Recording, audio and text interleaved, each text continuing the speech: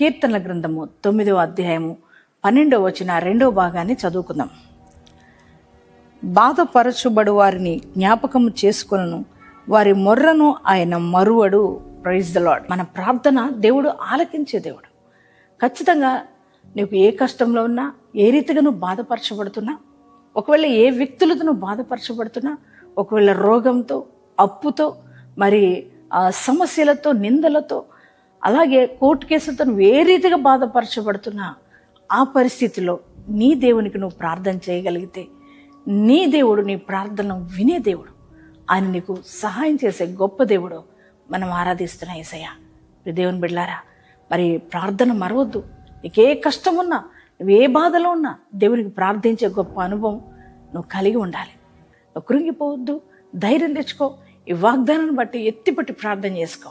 మరి ఎంతమంది ఈ వాగ్దానం రిసీవ్ చేసుకున్నారో మీ అందరి జీవితాల్లో ఈ వాగ్దానం నెరవేర్చబడును గాక.